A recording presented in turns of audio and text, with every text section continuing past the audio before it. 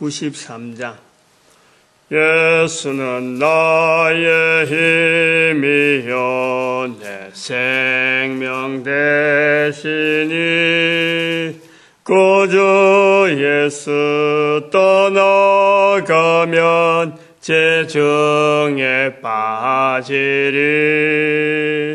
눈물이 앞을 가리고 내 맘에 근심 쌓일 때 위로하고 힘주실 주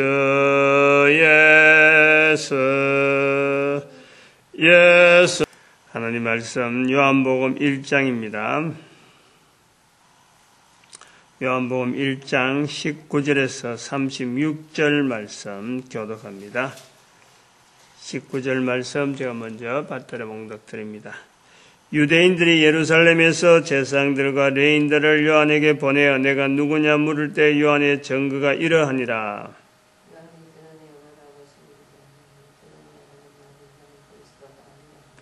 또 묻되 그러면 19절에서 36절까지 말씀 오늘 두 번째 합니다. 잠깐만요.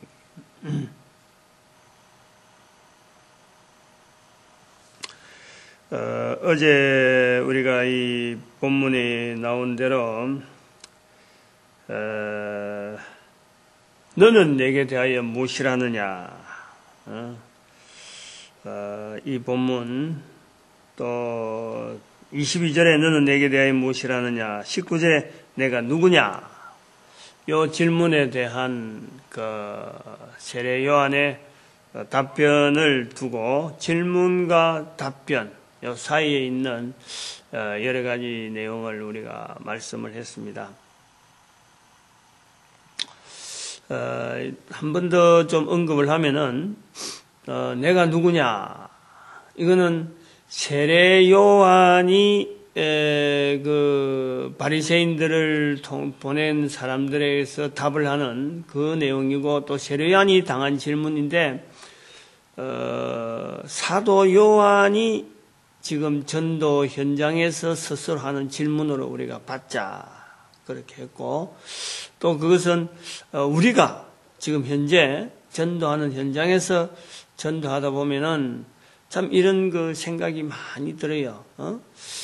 나는 도대체 뭐냐? 나는 도대체 누구냐? 내가 전하는 이 전도 내용을 이 많은 사람들이 도대체 어떤 관계로 이걸 내가 전하고, 이 사람들은 나를 도대체 무엇으로 생각하고 이걸 받아들이는가? 이런 고민들을 많이 하죠. 이 복음을 전하면은 그 전부 다 뭐 참 기다린 듯 하듯이 이걸 반갑다, 고맙다, 뭐 이런 게 아니고, 하면 하고 말면 말란 말이지. 당신은 뭐며 나는 뭐냐, 이렇게 전부 다 외면하는 쪽이 많다 보니까 우리가 그런 자세를 많이 가지는 거로 한번 비추어 봤습니다.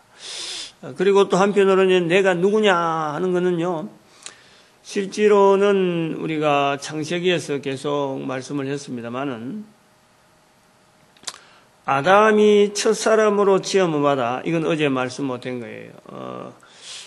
첫사람으로 지음 받았을 적에 하나님께서 다른 데는 다 먹어도 좋다, 무슨 일을 해도 좋다, 다른 다 좋은데 딱 하나, 수많은 일을 아담에게 맡기고 딱 하나 금지시킨 것은 선악을 알게 하는 나무의 가시는 먹지 말라, 먹으면 내가 정녕 죽으리라 라고 말씀하신 그 말씀을 비춰서 우리는 아담이 하나님 앞에서 피조물과의 창조물과의 그 사이 간격, 그 구분, 그것을 우리가 창세기에서 계속해서 말씀을 들었습니다.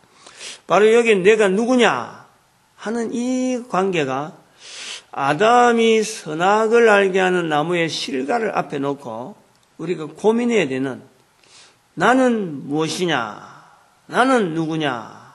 오늘 본문에도, 어제 본문에 나오는 너는 내게 대하여 무엇이라느냐, 너는 내게 대하여 무엇이라 하느냐라고 하는 이 질문을 우리는 하게 되는 그 질문이라 봐서 어제는 이 질문을 굉장히 중요하게 한번 짚고 오늘은 이제 역시 세례 요한이 대답하는 그 예수님을 증거하는 그 증거를 가지고 사도 요한이 그 증거를 세례 요한의 증거를 그대로 자기가 그대로 인용하는 형태로 예수님을 세례 요한이 어떻게 증거했다 하는 그 증거를 나열하면서 결국에는 사도 요한이 예수 그리스도를 나타내려고 하는 그러한 의도로 우리가 이 기록된 하나의 그 문맥을 형성을 하는 거로 우리가 보는 겁니다. 그렇게 보려고 하는 거죠. 늘 하는 이야기지만 요한복음 하면서 늘 하는 이야기지만은 요한이 어떤 문장가가 아닙니다. 문장을 쭉 쓰던 그런 사람이 아니에요. 그건 또 그러고 달필가 또 다른 사람들 앞에 문장을 대신 또 써주던 이런 대서가라든지 이런 문장을 가지고 글을 가지고 주로 하는 사람이 아니었어요. 예수 그리스도로 인해서 참 복음을 전하는 현장에서 입에서 예수 그리스도를 나타내려고 하는 그 어떤 자세가 남달랐다면 남달랐는데 이 요한이 사실은 성경을 기록할 거라고라는 것은 오래 전부터 준비했다든지 내가 이제는 나이가 몇 살 되면 예수님이 돼서 글을 한번 써야지 이렇게 한 것도 아니라는 거예요. 요한복음 앞부분에서 우리가 많이 했습니다만은 이 부분에 예루살렘이 AD 70년에 멸망을 당하고 나서부터 이 유대인 중심으로 나가던 복음 관계, 복음에 대한 설명, 예수 그리스도에 대한 설명을 하던 이 벽이 그러니까 늘 복음이라고 하는 한정을 주던 그 한계가 무너져 버리는 거예요. 유대인들이 사라져 버리니까 요한복음 이전에 요한복음 외에 많은 서신서가 글들이 전부 다 바울 서신도 마찬가지요, 공관복음도 마찬가지요. AD 70년 이전에 기록된 글들입니다. 그래서 전부 다 유대인들하고 관계성이 있는 그런 글들이 복음서라든지 편지에 많은데 이 요한복음만은 독특하게 그 벽을 지나버린 거예요. 그 벽이 없던 시대에 복음을 나타내야 될, 예수님을 나타내야 될 필요성을 느끼고 그 헬라 사상 속에 로마 정치 속에서 예수 그리스도를 어떻게 나타낼 것인가 하는 그 고민을 요한이 하게 된 거예요. 그래서 어찌 보면 부덕불 이제는 예수 그리스도에 대한 증거를 하게 되는 이 요한복음. 그래서 이 요한복음의 특징이 표현은 쉬운데 표현은 쉽게 하는데 이걸 문장적으로 따지고 들어가면 굉장히 어려운 그런 표현들을 한다. 이래서 신학하는 사람들은 요한의 사상이 어떻다는 등, 요한의 신앙이 어떻다는 등, 바울의 신앙과 요한의 신앙의 어떤 비교 이렇게 접근하는데 그런 접근을 하지 말고 입에서 예수 그리스도에 있는 표현이 아주 밝은 아주 많은 사람 속에서 또 여러 환경 속에서 예수 그리스도를 이야기하던 한 어떤 전도자가 부덕불 예수 그리스도를 나타내려 할 때 성령님께서 도와셔서 그 언어들이 보기에는 참 너무 간단한 표현을 하는 것이나 언어가 벌써 그 당시 언어가 되니까 오늘날 우리가 살아가는 그 환경에서 언어를 정리하려고 하다 보니까 너무 힘든, 너무 어려운 단어를 구사한 거로, 너무 어려운 사상들이 내포되어 있는 거로 우리는 이해를 하게 된다. 그렇게 우리가 받아들이려고 했습니다. 그럼 이제 여기서 요한의 세례 요한의 증거를 사도 요한이 왜 이렇게 세례 요한의 증거를 통해서 예수 그리스도를 나타내는 본인의 그 표현으로 하려고 했느냐. 이제 여기에 우리가 좀 관심이 좀 주어지는 거예요. 지금 이 복음서가 나가는 그 환경이 마태복음이나 요한복음이나 마태복음이나 마가 누가복음에는 선지자의 글, 즉 성경에 있는 70인역이라고 하는 그 구약 성경을 인용을 합니다. 그래서 예수님 되신 근거를 좀 더 이제 공정성을 가지고 또 다른 사람들 앞에 신뢰성을 가지도록 만들어가는 것이 다른 복음서의 특징이고 또 사도 바울의 편지의 특징이에요. 그러나 아까도 말했지만은 이 유대인이라는 벽이 사라지다 보니까 지금 세례 요한이 그 증거하는 이 증거된 내용들을 사도 요한이 증거하면서 사도 요한의 증거인 것은 사실이지만은 나도 이렇게 말을 한다라는 것은 사실이지만은 하나의 그 세례 요한이라고 하는 그 유대인들이 미처 그 성경에 나타나지 않는 소위 말하는 구약 성경에 나타나지 않는 예수 그리스도에 대한 또 다른 객관적인 입장에서의 증거하는 한 사람의 증거를 끄집어 드리는 거예요. 끄집어 드린다고 하면 좀 이상하지만은 어째 보면은 증거라고 하는 거 볼 때 두세 사람의 증거가 있어야 이게 증거로서의 효력이 있는 겁니다. 우리가 법정에서 로마 사회는 이게 굉장히 발달되어 있는 거예요. 로마 사회가 그렇다는 게. 한 사람의 증거 갖고는 자기 이야기가 되는데 두세 사람의 증거가 있으면은 이 증거가 참되다 하는 그런 사회적인 증거에 대한 인식이 있단 말이에요. 그래서 세례 요한의 증거를 사도 요한이 그걸 인용하는 겁니다. 인용. 이거는 성경의 인용이 아니에요. 구약 성경의 인용이 아니라니까. 구약 성경에는 이 헬라 사람이나 이 로마 사람들은 그거 모르는 거예요. 그거 알 바가 없는 거예요. 그래서 세례 요한의 증거를 사도 요한이 증거에 같이 공감하는 것으로서 세례 요한의 증거가 이렇다. 7절에도 저가 증거하러 왔으니 곧 빛이 되어 증거하고 모든 사람으로 자기네 믿게 하려면 세례 요한에 대한 이야기예요. 그러나 그 이야기 속에 바로 자기의 증거, 사도 요한의 증거를 끄집어 엮는 거고 또 15절에 보니까 요한이 그에 대하여 증거하여 외쳐가로되 이 증거한다는 표현을 많이 하고 그래서 이 세례 요한의 증거를 통해서 이제 사도 요한의 이 표현하는 이 표현에 하나의 어떤 인정, 피창 안에 서로 인정하는 하나의 일단 토대를 삼는 거예요. 요 구조를 우리가 좀 연결해야 돼.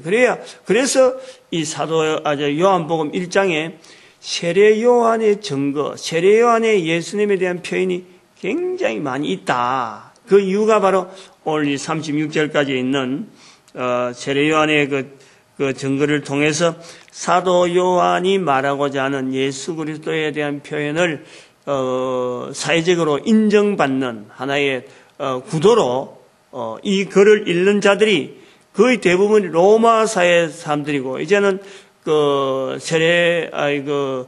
헬라 사상을 가지고 있는 사람들의 이 속에서 언어가 주어지고 또 이 글을 읽혀지니까 그들의 중심으로 읽혀지는 그 사상을 이제는 그들이 이 증거되어지는 자료로서 받는 그 환경으로 들어가는 거예요. 마태복음은 철저히 유대인들을 위주하고 성경에 있는 구약 성경의 많은 부분을 인용하는 것과 같이 유대인들이 아닌 헬라 사상, 로마 정치 사회가 굳건히 잡고 있는 이 요한의 살아가는 환경 속에서 예수 그리스도를 나타내려고 하는 요한의 고민, 그런 것을 우리가 지금 이 부분에서 우리가 한번 확인해 보는 겁니다. 그러면 요한의 사도 요한이 세례 요한을 통해서 예수님을 어떻게 나타내려고 하는 건가? 나타내려고 할 때 보니까 한 3가지 정도로 우리가 볼 수 있습니다. 우선 15절에 있었던 말씀이죠. 15절에 15절에 있고 또 30절에 있는 이 말씀. 요한이 그에 대하여 외쳐가려되 내가 전에 말하기를 내 뒤에 오시는 이가 나보다 앞선 것은 나보다 먼저 계심이라. 15절에 말씀하시고 또 30절에도 말씀하고 있습니다. 앞선 것은 그가 나보다 먼저 계심이라. 예수 그리스도에 대한 이 사도 세례 요한의 증거가 나보다 먼저 계신 이에 대한 증거로서 비록 연륜적으로 늦죠. 세월은 보니 6개월이 세례 요한이 빠르고 예수님 6개월이 늦습니다. 그러나 늦은 것에도 불구하고 나보다 먼저 계셨다라고 인정을 해주는 것을 통해서 예수님은 지금 사도 요한이 요구하는 것은 세례 요한의 증거를 그대로 인용하면서 먼저 계시던 분이다. 그것은 결국 모든 사람보다 먼저 계시는 분이다. 그래서 1장 1절에 태초에 말씀이 계시니라. 그 먼저 계시는 분.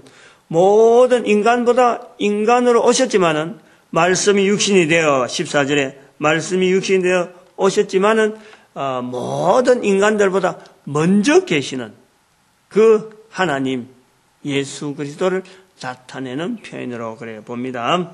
그 다음에 29절에 예수 그리스도가 어떤 분이냐? 세례 요한의 증거를 가지고 그대로 인용하는 겁니다.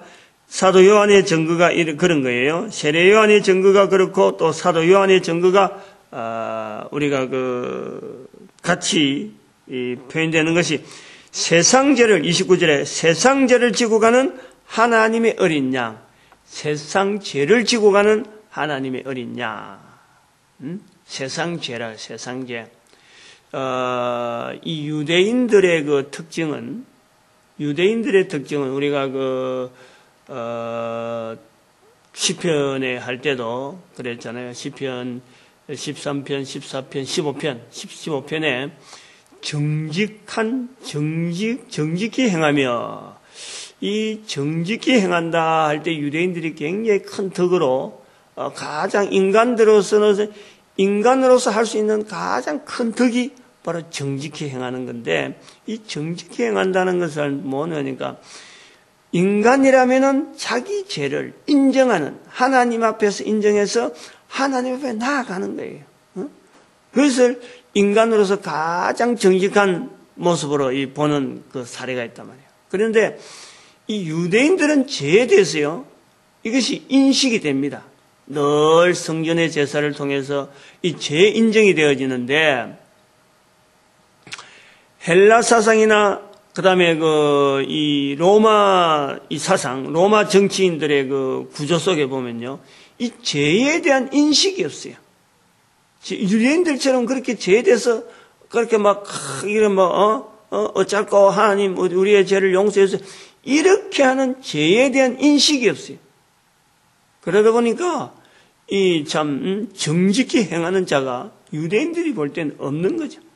없는 거예요. 그래서 여기에 대한 죄에 대한 어떤 표현을 하는데 예수님을 죄에 대해서 관계를 시킵니다. 이 세상 죄를 짊어지고 가는 모든 사람이 죄에 대해서 인식을 하지 않는 그런 환경에서 예수님을 통해서 세상 죄를 지고 가는 하나님의 어린 양이다 하는 표현을 하고 있는 것을 우리가 보는 거죠. 요한복음에서는요, 우리가 좀 알아둬야 될 부분이 있습니다. 죄에 대한 표현을 잘 하지 않습니다. 우리가 마태복음이나 이 복음서를 쭉 보면요, 내 죄 사함을 받았느니라, 내 죄 용서받았다, 내가 제사하는 권세가 있다, 이런 표현을 복음서에서는 다른 공간복음 많이 합니다. 그러나 요한복음에는 그 표현이 없어요. 제사함이란 이런 표현이 잘 없어요. 물론 여인 가늠하다 현장에 잡힌 여인 올 때 다시는 죄를 짓지 말라 하는 이런 부분이 있지만은 다른 공간복음에서 죄를 나타내는 듯이 이렇게 많은 양의 죄와 싸우는 그런 모습으로서의 인간을 나타내려고 하는 그런 것이 없어요. 그만큼 이것은 로마 사회가 죄에 대한 인식 자체가 굉장히 희박하다는 거예요. 그런 사람들 속에서 계속 죄 하고,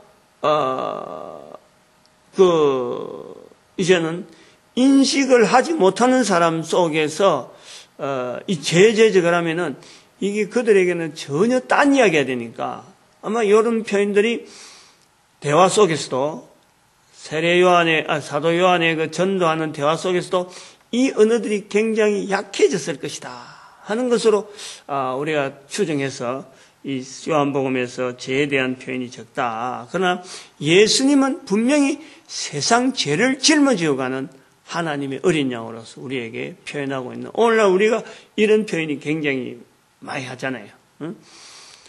세례 요한의 그 표현을 통해서 사도 요한의 표현을 우리는 어떻게 보면 많이 쓰는 우리의 입장에 봅니다. 그러니까 이방인의 자리에 들어있는 거예요.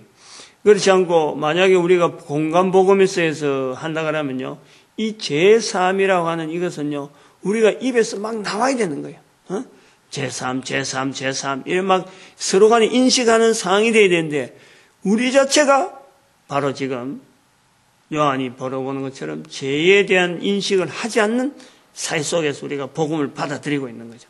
그래서 이 하나님의 세상 죄를 지어간 하나님의 어린 양이라고 하는 이런 표현은요, 우리가 많이 연구를 하고 많이 내 입에서 많이 나오고 실제로 죄가 뭐냐 하는 분명한 근거도 우리는 분명히 해고 들어가야 돼요. 죄라는 것은 바로 하나님의 이름을 부르지 않고, 하나님을 부르지 않고 생명을 받은 자가, 생명을 가지고 있는 자가, 생명 주시는 자를 찾지 않는 것이 죄라. 이건 아주 기본적으로 확 베껴야 돼. 괜히 죄 그러면 뭐 누가 실수한 거, 사람들끼리 실수한 거 이래가지고 말이죠. 말 안 하면 뭐 없는 죄, 까먹서 안 가면 없는 죄, 경찰이 출동 안 하면 없는 죄, 이런 것이 죄가 아니라, 죄는 근본적으로 우리 인간이 하나님 앞에 범죄한 죄. 에덴 동산에서의 그 하나님을 인정하지 않은, 로마서 1장 28절에 있는 말씀대로 사람이 하나님을 마음에 두기를 싫어하는, 하나님 두기를 싫어하는 마음, 그 에덴 동산에서부터 있었다니까. 그 죄가 우리에게 있는 죄라, 원죄라 하면 바로 그 죄를 이야기할 수 있어요. 그래서 그런 죄를 다 가지고 있으면서도 불구하고 나타내지 않는 그 세상죄라, 세상죄.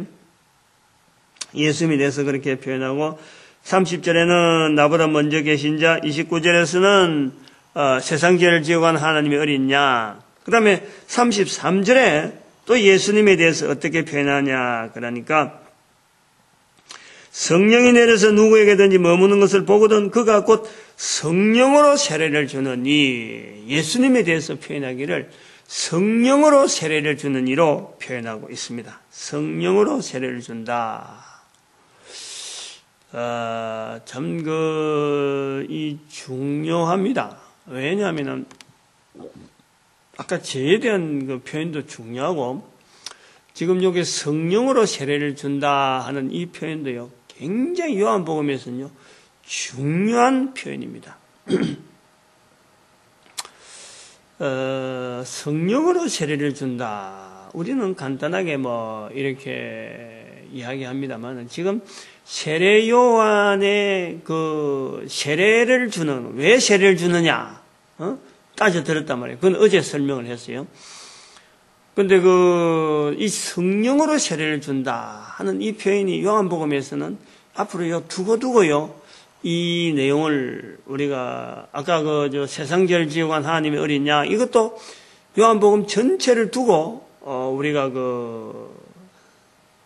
좀 상고해봐야 될 어떤 그 뿌리라고 볼 수 있고, 또 성령으로 세례를 주는 분 하는 이것도요, 우리가 굉장히 많이 연구를 하면서 많이 이런 표현이 나올 수 있도록 우리가 해야 되는 것 중에 우리가 봅니다. 왜냐하면은 이 요한복음 1장을 계속하면서 계속해서 하는 이야기가 뭐냐면, 이게 그 유대 사회에 대한 이 벽을 두고 하는 게 아니고 로마 사회와 헬라 사상의 근거를 둔 지금 에베소 지역이라든지 지금 이방인 소위 말해 이방인의 한 구석에서 한 복판에서 지금 복음이 참 이렇게 퍼져 나가는 어떤 지금 과정을 우리가 보는데 주변에는요 다른 복음서에서 참 예수 그리스도 나타내는 것은 어떻게 보면 화단에 핀 꽃입니다. 화단에 예수님에 대해서 표현하는 것은 화단이라고 하는 유대인이라고 있는 화단에서 또 다르게 새롭게 하나 피는 꽃이라서 그 꽃이 바로 예수 그리스도다 하고 복음이다 하고 우리가 향기가 확 나는 걸 기대하는 그 다른 데도 향기 나고 이것도 향기 나는 그런 기대를 이 정당하게 예수 그리스도의 그 복음이 이 향기를 낼 것이다 하는 기대를 우리가 품을 수가 있어요. 그런데 사도 요한에 있는 요한복음은요 마치 쓰레기 더미에서 장미꽃을 피는 것 같은 그런 것이에요. 다시 말하면은 정확하게 이제 또 우리가 구조를 이야기한다면 이제 비유는 그런데 예수님에 대해서 설명한다는 것이 얼마나 어려운지 헬라 사상, 즉 헬라 신화가 있잖아요. 헬라 신화, 로마 신화가 있잖아요. 온 만상의 모든 만물 가운데 신이 있다 그러는 이 헬라 사상, 신을 인정은 하지만은 신에 대해서 인격적인 부분에 대해서 전부 다 하나하나 그 물건 하나하나마다 다 신이 다 존재하는 그 자연 만물 가운데 뭐 물의 신, 해의 신, 뭐 바람의 신, 구름의 신 전부 다 우주 만상에 있는 모든 이치들 속에는 그거 설명하려면 신의 개념을 집어넣어 갖고 그 신에 대한 어떤 관계성 속에 우주 만물에 대한 이치들을 해석하려고 하고 한단 말이죠. 그런 속에 그래서 많은 신을 아는 것이 오히려 그 박학다식한 그런 사람들이 살아가는 것이 바로 이 속인데 여기에 예수 그리스도를 나타낸다는 것이 이게 어떻게 힘이 드는 건지 그래서 요한복음 1장에서 우리가 오랫동안 한 이유가 예수님에 대해서 나타낼 때 처음부터 예수 그리스도에 대한 이야기를 안 하고 태초에 말씀이 계시니라 그 말씀 속에 바로 하나님이 계셨고 하나님이시고 또 이 말씀이 바로 빛이고 이 생명이고 모든 사람의 빛이고 그리고 참 빛이고 그 다음에 말씀이 육신이 되었고 하나님의 독생자의 어린 독생자였다. 그렇게 하다가 17절에 예수 그리스도 하고 그제서 언급을 한단 말이에요.